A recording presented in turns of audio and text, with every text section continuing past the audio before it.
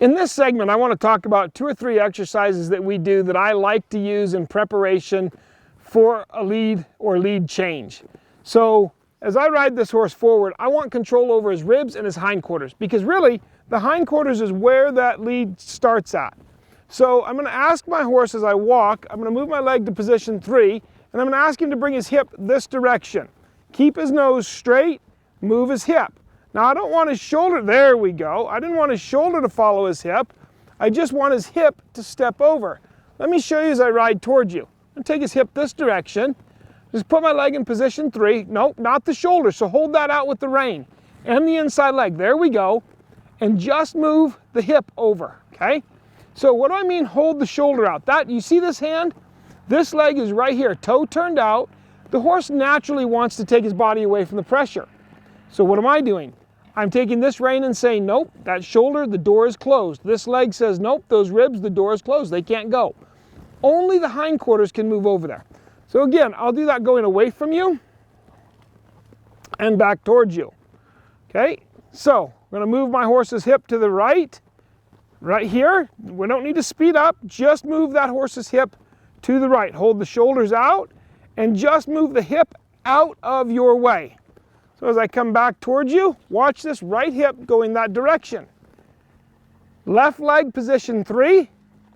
My reins say don't hurry up. Shoulders stay out. The hip stays over.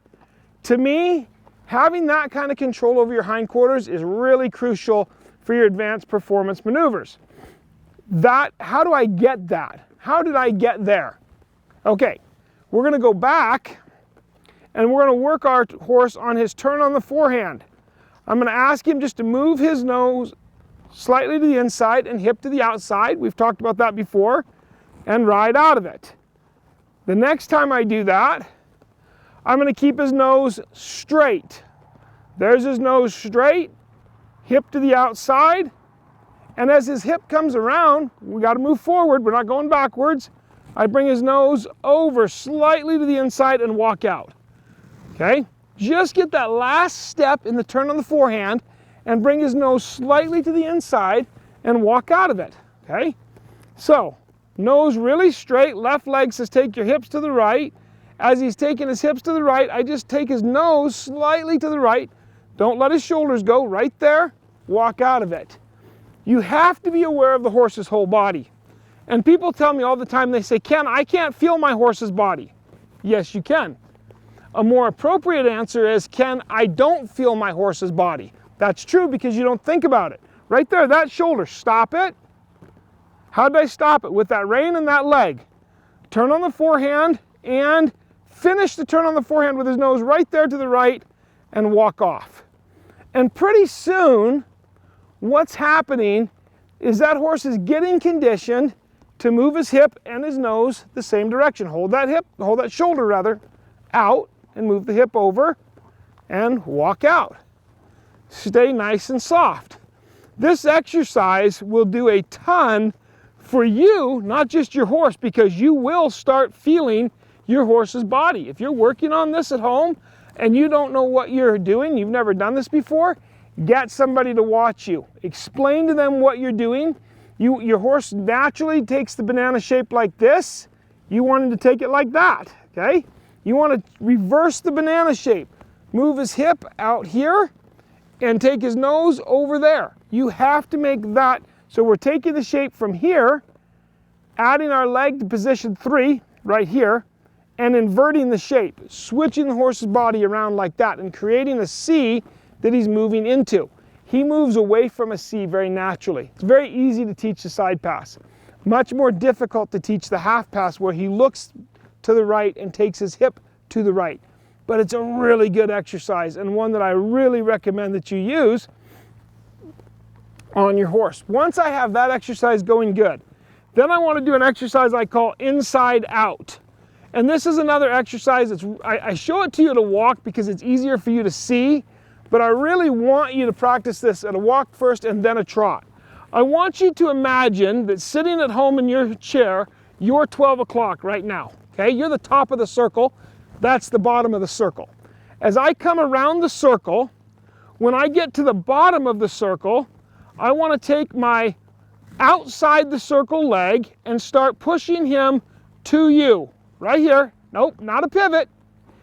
Danny misunderstands, not a pivot. Now I open my hands, right here, open my hands, and his nose naturally goes to the pressure. If a fly bites him over here, what's he going to do?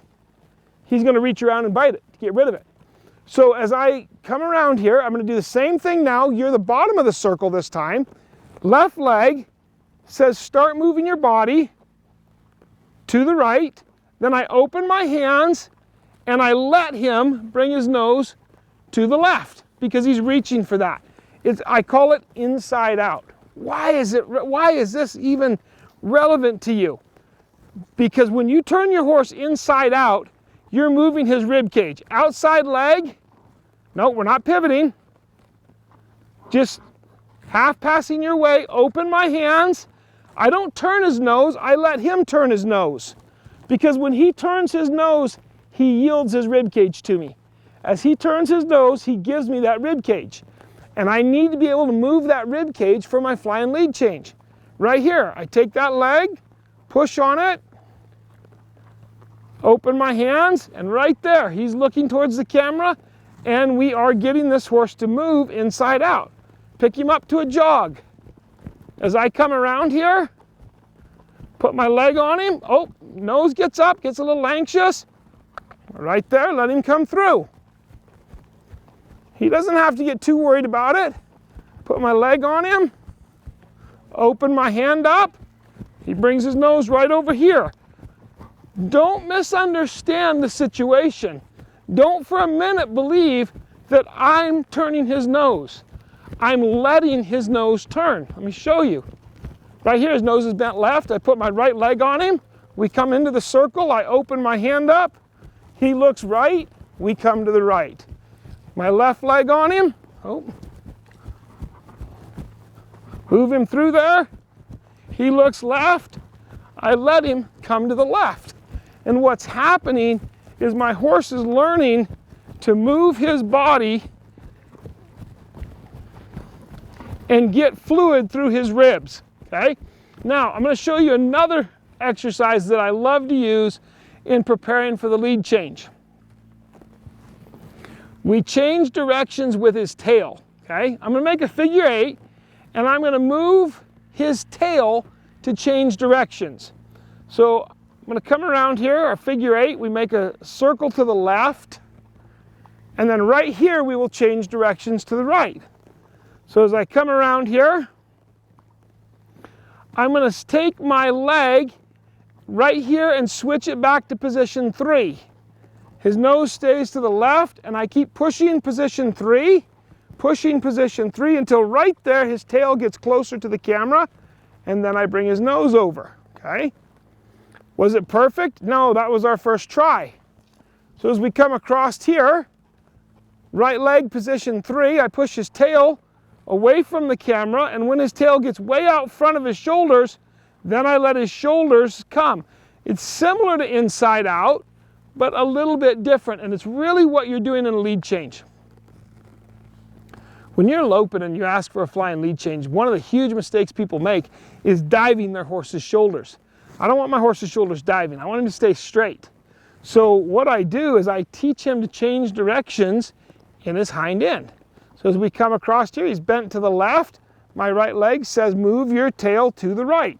Move your tail, not a side pass, move your tail to the right. Now bring your body with it, okay? If you get these 3 exercises really good at a trot, you're not going to do them at a lope because that would be a fly and lead change, right? And there's more pieces that go into a fly and lead change. But if you get these 3 pieces really good at a trot, taking a simple lead is going to be really easy. If you've got a horse that won't take his left lead, these 3 exercises. You've got a horse that refuses to do a fly and lead change, these 3 exercises. Because what's happening is you're using positions 1, 2, and 3, and you're taking this horse's whole body and treating it like Play-Doh and teaching him to get off of your legs either direction.